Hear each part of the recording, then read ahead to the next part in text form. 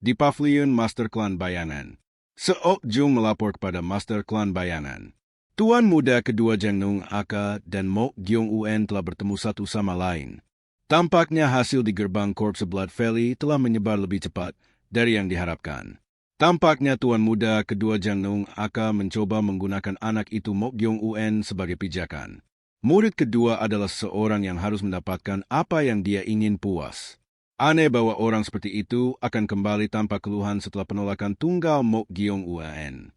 Apakah mereka hanya bertukar kata sebelum dia pergi? Ya, itu benar. Dia sudah mendekati beberapa kali, meminta dukungan.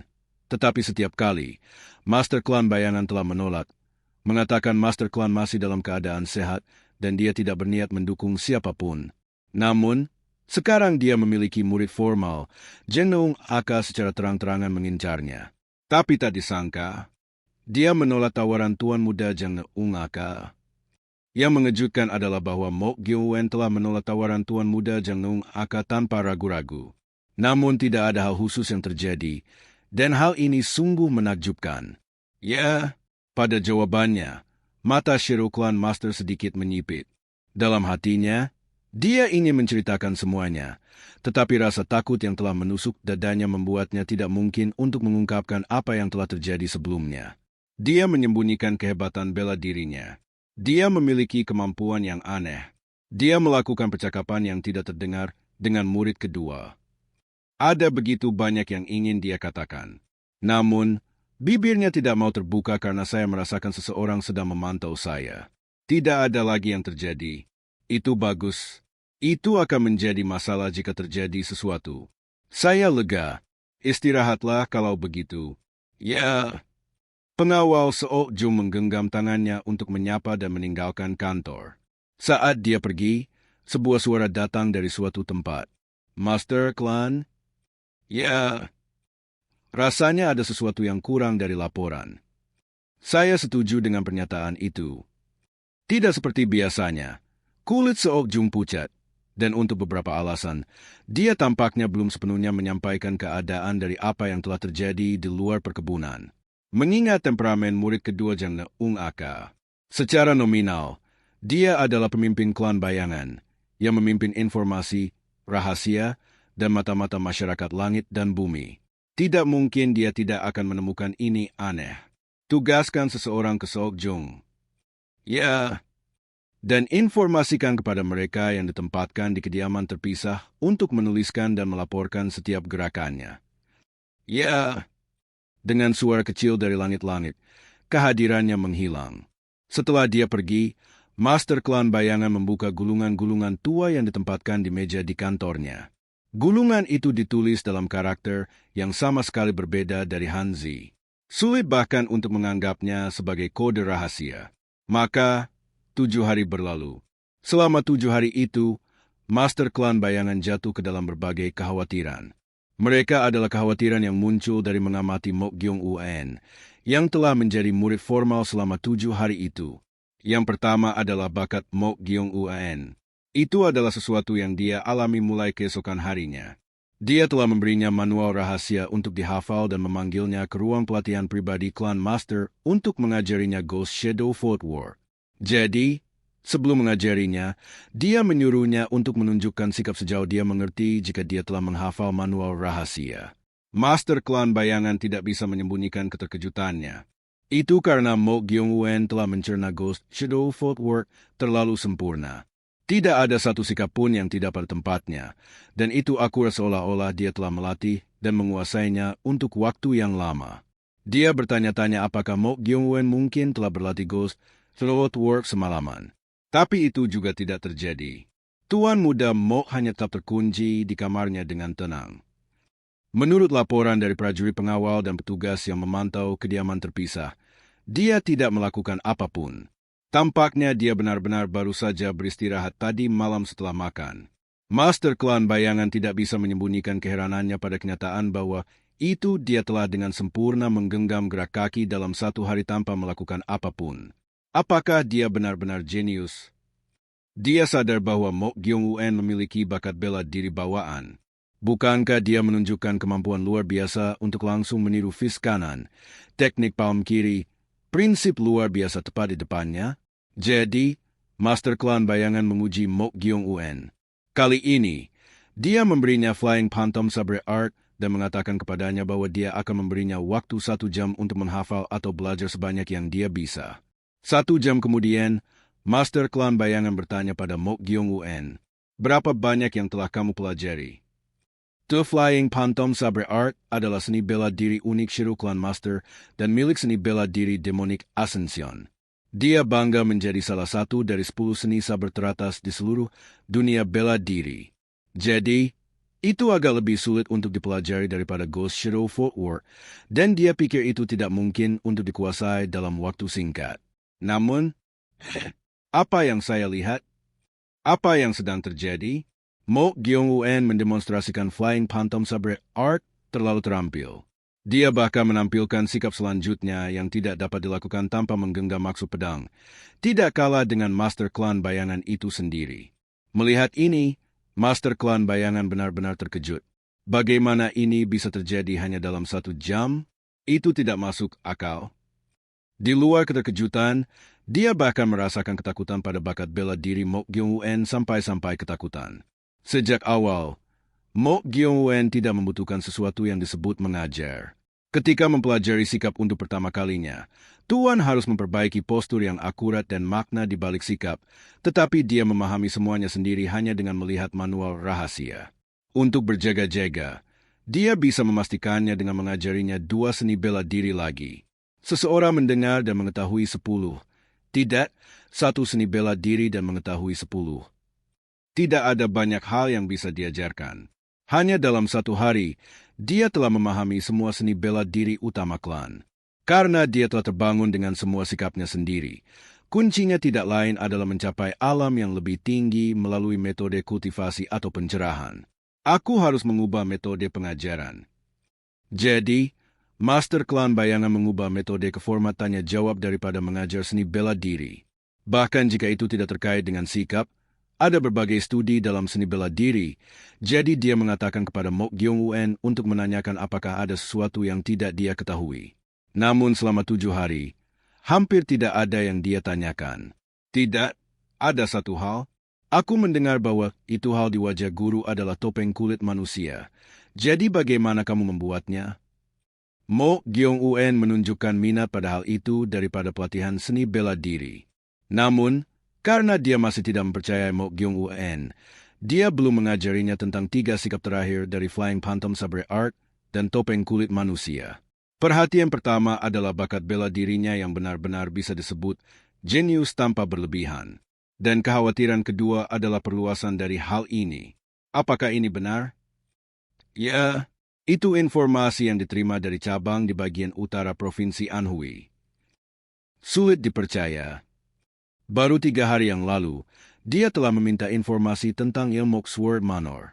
Master Klan Bayangan telah memerintahkan penyelidikan terhadap lingkungan tempat Mok Gyong-un dibesarkan untuk memahami dengan jelas orang seperti apa dia.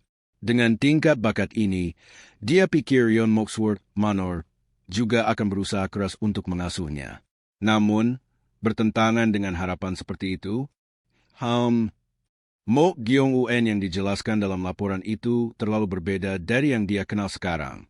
Bakat seni bela dirinya tidak signifikan, dan kedudukannya di dalam Yon Mok Sword Manor adalah yang terburuk. Sebaliknya, yang diketahui memiliki bakat bela diri bawaan adalah sesama bernama Mok Yucheon, yang juga telah diseret sebagai sandera dari faksi yang benar. Sulit untuk dipahami. Reputasinya di dalam keluarga terlalu buruk. Sejauh ini, ia praktis diabaikan dalam struktur suksesi. Tapi bagaimana ini bisa? Sebelum disandera, dia hanya berada di level kelas 3. Menurut laporan itu, dia seharusnya disebut sampah, apalagi memiliki bakat, tetapi dibandingkan dengan penampilannya saat ini, itu benar-benar tak terbayangkan. Rasanya seperti melihat catatan orang yang berbeda. Ini membuatnya bahkan mempertanyakan apakah Mok Sword Manor telah memutarbalikan informasi untuk menyembunyikan bakat mereka. Satu-satunya hal yang cocok, melihat posisinya di dalam Yon Mok Sword Manor, masuk akal baginya untuk memiliki keluhan. Bagaimanapun, dia berada dalam posisi di mana dia tidak dikenali oleh semua orang di keluarga. Namun, hal ini saja tidak cukup. Lihatlah lebih jauh. Dimengerti. Pada akhirnya, diperlukan informasi yang lebih pasti. Jika dia sama dengan gambar yang diketahui Master Klan Bayangan, informasi ini saja sudah cukup, tetapi orang itu benar-benar berbeda dari informasi yang dibawa. Bahkan sampai titik ini, kekhawatiran ketiga adalah masalah langsung yang dia hadapi. Ketuk, ketuk, ketuk. Master Klan Bayangan mengetuk lantai dengan jarinya karena kebiasaan dan bergumam. Apa yang harus dilakukan? Meja di kantor dipenuhi dengan laporan, yang semuanya merupakan pengamatan dari setiap gerakan Mok Gyong-un yang ditulis oleh monitor. Karena mereka telah mengamatinya selama 7 hari, dia pikir setidaknya akan ada satu hal yang akan muncul. Tapi tidak ada apa-apa. Seolah-olah sudah ditentukan sebelumnya. Rutinitas harian Mok Gyong-un hanyalah pelatihan seni bela diri, makan, latihan pernapasan, dan membaca buku sebelum tidur. Itu tadi, selama 7 hari, tidak ada penyimpangan dari siklus tindakan ini. Itu terlalu konsisten. Karena itu, kecurigaannya mencapai puncaknya. Ketika catatan yang dikirim oleh monitor tidak berubah selama 2 hari, dia mengganti semuanya untuk berjaga-jaga. Namun mereka juga memiliki catatan yang sama dengan monitor sebelumnya. Jadi, 2 hari kemudian, dia mengubahnya lagi menjadi monitor yang berbeda. Tapi itu sama saja. Sejauh ini, dia benar-benar bisa percaya itu benar. Tetapi Master Klan Bayangan agak merasakan disonansi dari catatan ini. Apakah untuk pertunjukan? Perasaan mencoba untuk tidak menonjol terlalu kuat. Akibatnya, semua tindakannya terasa seperti untuk pertunjukan. Karena dia tahu dia sedang diawasi, sepertinya dia menahan diri untuk meyakinkan mereka atau mendapatkan kepercayaan mereka. Apa yang harus dilakukan? Dalam kasus dia bisa membujuk atau mengancam monitor seperti dalam kasus escort Seokjung, dia telah mengubah mereka 3 kali. Sebanyak 18 monitor telah mengamati Mok Gyong-un. Untuk saat ini, hampir tidak mungkin bagi Mok Gyong-un, yang baru berada di ruang pelatihan dan tempat tinggal terpisah hanya selama 7 hari, untuk membujuk atau mengancam mereka semua dan menggunakannya sesuai keinginannya. Itu mungkin hanya meningkatkan kewaspadaannya. Mok Gyong-un tidak hanya luar biasa dalam bakat. Dia adalah orang yang sangat licik. Jadi dia pasti sudah memperhatikan bahwa itu dia sedang dipantau. Jadi, tidak ada gunanya terus mengganti monitor seperti ini. Tidak ada pilihan lain. Target yang dipantau tidak menunjukkan apa yang ingin Anda lihat. Dalam hal itu, lebih baik mengubah metode. Pada panggilan Shadow Clan Master, sebuah suara datang dari langit-langit. Ya. Yang disebut Jade adalah penjaga dan orang kepercayaan Shadow Clan Master. Kecakapan bela dirinya telah mencapai puncak alam puncak, dan dia adalah mantan anggota salah satu dari 4 sekte pembunuhan besar. Sekte pembunuhan kesedihan diam, mencapai tingkat tertinggi dalam penyembunyian. Jade, ganti petugas dengan petugas biasa dan tarik prajurit pengawal, hanya menyisakan 2. Ya, saya mengerti. Langkah selanjutnya dari Shadow Clan Master adalah ini. Itu untuk mengurangi jumlah monitor dan menurunkan kewaspadaan Mok Gyong-un. Dan, Jade harus bekerja keras untuk sementara waktu. Dimengerti? Alih-alih memantau secara terbuka, dia berencana untuk memantau secara diam-diam melalui Jade. Meskipun kecakapan bela dirinya mirip dengan Mok Gyong-un, Jade, seorang pembunuh kelas atas dari Silent Sorrow Assassination Sect, adalah seorang ahli dalam menyembunyikan kehadirannya sampai pada titik di mana bahkan tuan yang telah mencapai alam transenden akan mengalami kesulitan menemukannya jika dia serius menyembunyikan dirinya. Tentu saja, ada berbagai tingkat alam transenden, dan sulit untuk menipu mereka yang telah melampaui tingkat sempurna. Namun, dia bisa dengan mudah menipu tingkat persepsi Mok Gyong-un. Kediaman terpisah Mok Gyong-un. Jade, yang telah bergerak sambil menekan kehadirannya dengan silent step, dengan hati-hati memasuki celah antara genteng.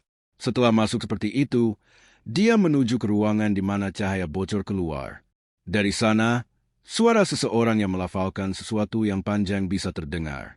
Jade diam-diam pindah ke sana dan melihat ke bawah ke ruangan dengan lilin menyala dari langit-langit. Jade mengerutkan kening. Jalan api yang keruh, kerja siang hari, janji ke alam peri, 1 butir berubah menjadi 10.000. Dia melihat Mok Gyong-un menggenggam kepala seorang pria dan melantunkan sesuatu yang aneh. Apa? Hanya apa yang sedang terjadi? Jade, yang telah melihat ini dengan serius, diam-diam mengeluarkan sesuatu dari dadanya dan, setelah menonton kesempatan, melompat turun dari langit-langit. Jade, yang telah melompat turun di belakang Mok Gyong-un yang tak berdaya. Lalu, keinginan, dia mengulurkan sebuah gulungan tua kepada Mok Gyong-un. Kemudian, Mok Gyong-un, yang telah menyelesaikan mantra, menoleh dan berbicara seolah-olah itu bukan apa-apa. Anda datang dengan cepat? Ya, Master. Apa yang sedang terjadi? Anehnya, Jade memanggil Mok Gyong-un Master. Kemudian, Mok Gyong-un menerima gulungan yang dipegang Jade dan berkata sambil tersenyum. Bagaimana bodi barunya? Biksu Iblis. Mok Gyong-un menerima gulungan Jade yang diulurkan sambil tersenyum dan bertanya, bagaimana bodi barunya? Biksu Iblis. Sebagai tanggapan, Jade menjawab dengan ekspresi puas. Tampaknya berguna. Itu benar. Anehnya, Demonic Monk sudah memiliki tubuh pria yang disebut Jade. Ini terjadi 3 hari yang lalu. Setelah prajurit pengawal dan petugas diganti untuk ketiga kalinya, Jade diam-diam datang untuk memeriksa kediaman terpisah Mok Gyong-un. Namun, ini bukan hanya sekali tetapi kunjungan ketiganya. Mok Gyong-un sudah mengirim Demonic Monk untuk menjelajahi seluruh Shiro Clan selama 4 hari, memahami bagaimana ia beroperasi dan sejauh mana kekuatannya. Ini beruntung. Mok Gyong-un sadar bahwa orang bernama Jade ini praktis adalah tangan kanan dan orang kepercayaan dari Master Klan Bayangan.